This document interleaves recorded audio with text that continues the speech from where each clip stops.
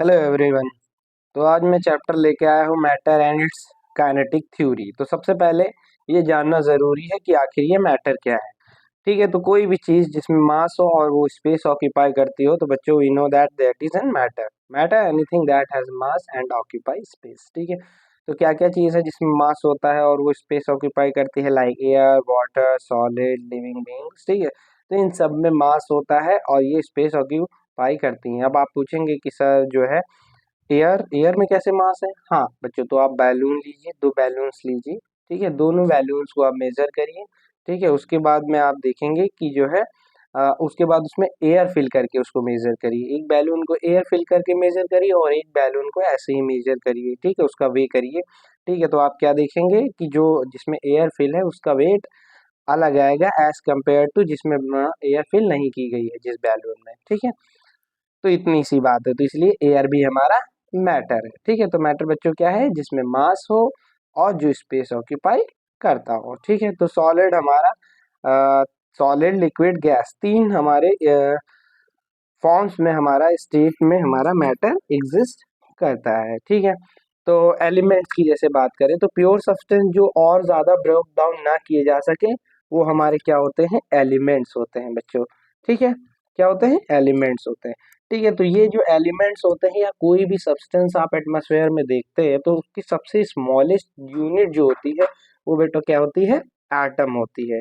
ठीक है, वो हमारी एटम होती है, स्मॉलेस्ट यूनिट ऑफ एटम या एलिमेंट। कोई भी एलिमेंट या अगर हमारा सब्सटेंस होता है तो उसकी स्मॉलेस्ट यूनिट एटम होती है। ठीक है, तो ये हमारे एटम्स क्या करते हैं, ये हमारी केमिकल रिएक्शन में टेक पार्ट करते हैं। फिर मॉलिक्यूल्स, मॉलिक्यूल्स इन्हीं एटम्स का कॉम्बिनेशन होते हैं। ठीक है, जब एटम्स एक से ज़्यादा आपस में कंबाइन करते हैं या एक, ठीक है, तो वो हमारे क्या बना लेते हैं, मॉलिक्यूल्स बना लेते हैं। ठीक है, और ये मॉलिक्यूल्स हमारे इंडिपेंडेंटली एग्जिस्ट करते हैं, मतलब ये किसी पे डिपेंड नहीं करते। ठीक है, लाइक ऑक्सीजन। ठीक है, तो ऑक्सीजन में कितने मॉलिक्यूल्स हैं, एक मॉलिक्यूल हमारा ऑक्सीजन टू एटम से कंबाइन होकर बना हुआ है। ठीक है, वाटर H2O। ठीक है, तो ये हमारा कंपाउंड वाटर। ठीक है, तो इसमें हमारे ये भी हमारा वाटर का मॉलिक्यूल है। क्लियर, समझ में आई बात।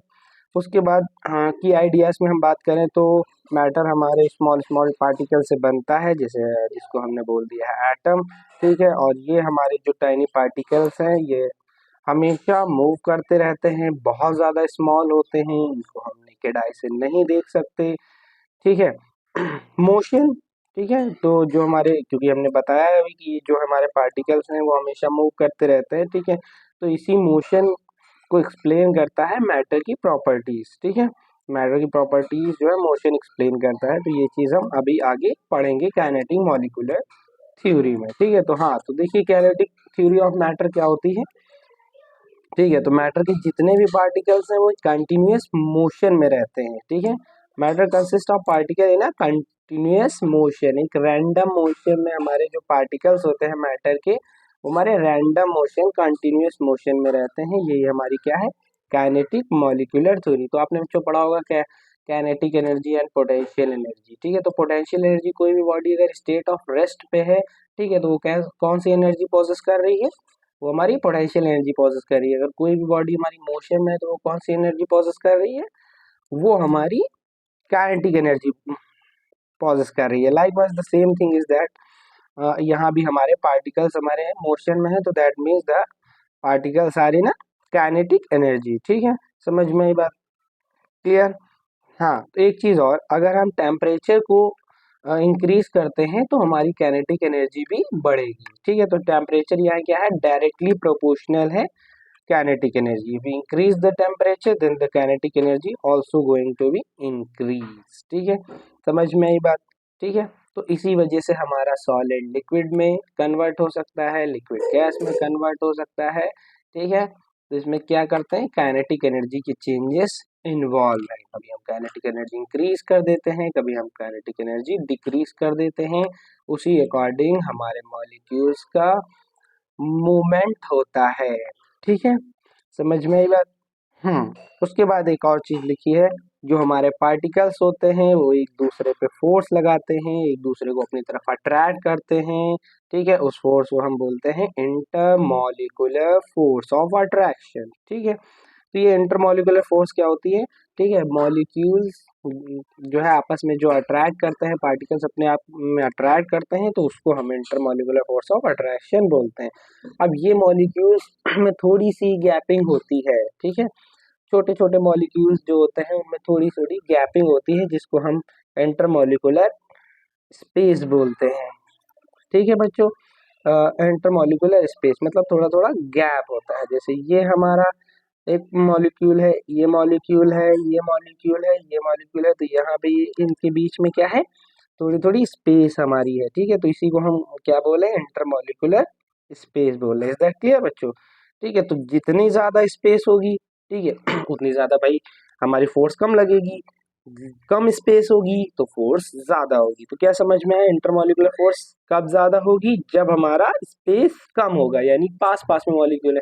भाई अगर आप पास पास में होंगे तो आपके बीच में फोर्स ज्यादा लगेगी ना, ठीक है, अट्रैक्शन ज्यादा होगी। अभी आप दूर हैं, जैसे मैग्नेट्स, मैग्नेट्स आप दो रख लेते हैं, ये मैग्नेट, ठीक है, तो यहाँ पे फोर्स लग रहा है मैग्नेट का, एक मैग्नेट यहाँ पे है और एक वही मैग्नेट पास में रख दिया गया, तो फोर्स ऑफ अट्रैक्शन क्या हो जाती है, इंक्रीज होता रहती है, ठीक है, तो लाइक सेम, ठीक है, तो वैसे ही हमारे जब मॉलिक्यूल्स पास में होते हैं तो इंटरमॉलिक्यूलर फोर्स ऑफ अट्रैक्शन ज्यादा हो जाती है, और जब दूर रखते हैं तो इंटरमॉलिक्यूलर फोर्स ऑफ अट्रैक्शन कम हो जाती है, ठीक है, इतनी बात समझ में आई। हाँ, तो नेक्स्ट बात करते हैं, ठीक है। हाँ, तो जो हमारी स्टेट ऑफ मैटर है वो किस पे डिपेंड करती है, इंटरमॉलिक्यूलर फोर्स पे, इंटरमॉलिक्यूलर स्पेस पे और काइनेटिक एनर्जी पे, ठीक है। तो अब बात करते हैं सॉलिड स्टेट। तो सॉलिड स्टेट में हमारे जो स्पेस होती है वो बहुत कम होती है, इसमें मॉलिक्यूल्स बहुत पास पास में, बहुत पास पास में एग्जिस्ट करते हैं, ऐसे ऐसे ऐसे ऐसे, ऐसे एकदम बिल्कुल बहुत एकदम नेग्लिजिबल हमारी होती है, ठीक है, स्पेस में, ठीक है, तो क्योंकि स्पेस बहुत ज़्यादा कम होती है इसीलिए इनमें फोर्स ऑफ अट्रैक्शन बहुत ज़्यादा होती है, ठीक है। अब क्योंकि मॉलिक्यूल्स बहुत ज़्यादा पास में है, ठीक है, बहुत ज़्यादा हमारे मॉलिक्यूल्स पास में, बहुत ज़्यादा मॉलिक्यूल्स पास होने की वजह से जो है जो मॉलिक्यूल्स हैं वो मूव नहीं कर पाते, बहुत ज़्यादा मूव नहीं कर पाते, तो इसीलिए इसके जो मॉलिक्यूल्स होते हैं सॉलिड के वो वाइब्रेट करते हैं अपनी जगह पे, सिर्फ वाइब्रेट करते हैं, मूव नहीं कर पाते, तो इसीलिए हम कहते हैं कि इसकी काइनेटिक एनर्जी क्या होती है, लो होती है, ठीक है। प्रॉपर्टीज की बात करें तो फिक्स्ड शेप होता है, फिक्स्ड वॉल्यूम होता है, रिजिड हार्ड होते हैं, बहुत ज़्यादा हार्ड होते हैं, फ्लो नहीं कर सकते और कंप्रेस नहीं किए जा सकते, कंप्रेस यानी कि दबाया नहीं जा सकता, ठीक है। एक्सपैंड बहुत कम करते हैं, ठीक है, एक्सपैंड बहुत कम करते हैं, अगर हम हीट करते हैं तो थोड़ा सा एक्सपैंड करेंगे वरना एक्सपैंड नहीं करेंगे, ठीक। क्लियर। फिर लिक्विड की बात करते हैं, ठीक है, तो सॉलिड से थोड़ा सा ज़्यादा स्पेस होता है, इसमें फोर्स ऑफ अट्रैक्शन थोड़ी सी ज़्यादा होती है सॉलिड के कंपैरिजन में, काइनेटिक एनर्जी भी उससे थोड़ी सी ज़्यादा होती है। लिक्विड में शेप फिक्स नहीं होता है, वैल्यूम भी फिक्स नहीं होती है, ठीक है, और ये फ्लो कर सकते हैं, ये एक प्रॉपर्टी इसमें होती है, ठीक है, ये फ्लो कर सकते हैं, जैसे आप देखते हैं ना वाटर है या कोई अदर लिक्विड्स है वो क्या कर सकते हैं, फ्लो कर सकते हैं, उसमें मॉडरेट स्पेस है और फोर्स ऑफ अट्रैक्शन भी मॉडरेट है, ठीक है, क्लियर, इस वजह से वो फ्लो कर सकते हैं। कंप्रेस क्योंकि थोड़ा सा स्पेस इसमें होता है इसीलिए इसको आसानी से थोड़ा सा कंप्रेस किया जा सकता है, ठीक है। और एक्सपैंड की बात करें बच्चों तो सॉलिड से थोड़ा सा ज़्यादा एक्सपैंड इसको कर सकते हैं। Is that clear? ठीक है, फिर हमारा गैसियस स्टेट आता है, तो गैस में बहुत ज़्यादा स्पेस होती है, गैस के मॉलिक्यूल बहुत ज़्यादा दूर होते हैं बच्चों, एक यहाँ मॉलिक्यूल यहाँ मॉलिक्यूल यहाँ पर, तो स्पेस क्या होगी, बहुत ज़्यादा हो जाएगी इनके बीच में, स्पेस ज़्यादा हो जाएगी तो फोर्स क्या हो जाएगी, बहुत कम हो जाएगी, काइनेटिक एनर्जी बहुत ज़्यादा हो जाएगी, ठीक है। तो गैस के जो मॉलिक्यूल होते हैं वो इधर उधर रैंडम मोशन करते रहते हैं, ठीक है। प्रॉपर्टीज़ की बात करें तो क्योंकि स्पेस ज़्यादा होता है तो शेप वॉल्यूम कुछ भी फिक्स नहीं होता है, कोई भी हमारा कंटेनर है उसमें पूरी की पूरी गैस फिल हो जाती है, बहुत ज़्यादा कंप्रेसिबल होती है, इजीली फ्लो कर सकती है और एक्सपैंड भी कर सकती है आसानी से। तो ये चीज़, फिर बात करते हैं एडिशन। तो ये एक इम्पॉर्टेंट टॉपिक है, एग्जाम में हमेशा पूछा जाता है कि एडिशन क्या होता है, ठीक है। तो एडिशन क्या होता है बच्चों, force of attraction between the molecules of, sorry एक मिनट, एडिशन क्या होता है, force of attraction between the molecules of different substance, ठीक है। तो ये जो है अलग, जो अलग अलग टाइप के हमारे मॉलिक्यूल्स होते हैं, ठीक है, अलग अलग मॉलिक्यूल्स के बीच में फोर्स ऑफ अट्रैक्शन लगना ही क्या कहलाता है, एडिशन कहलाता है। समझ में आई बात बच्चों, मतलब अलग अलग, जैसे ये मान लो हमारा हाइड्रोजन का मॉलिक्यूल है और ये हमारा मान लो ऑक्सीजन का मॉलिक्यूल है, ठीक है, तो ये अलग अलग हमारे मॉलिक्यूल है ना, तो इनके बीच में जो हमारा फोर्स फोर्स ऑफ अट्रैक्शन लग रही है, तो उसको हम क्या कह रहे हैं, एडिशन कह रहे हैं। Is that clear?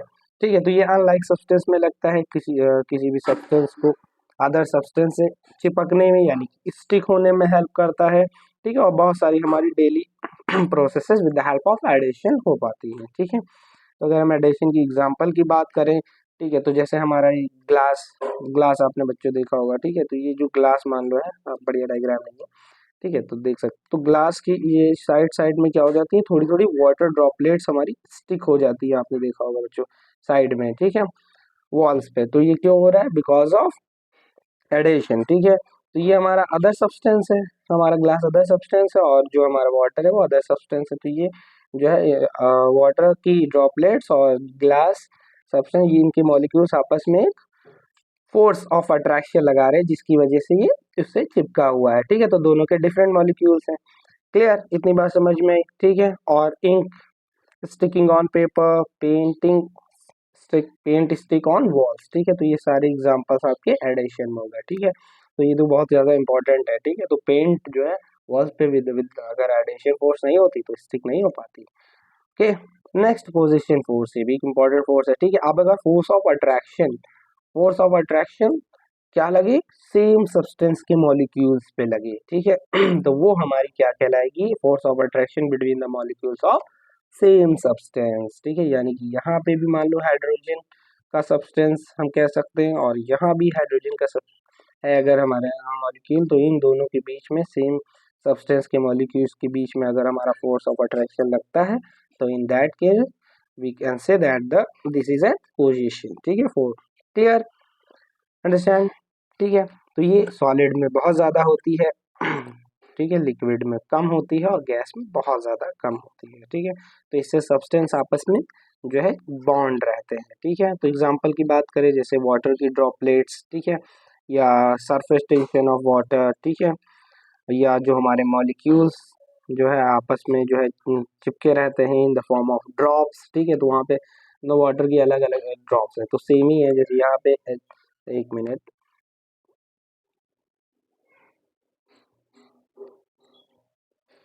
हाँ, ठीक है, जैसे ये व्हाट इज हैपनिंग हियर,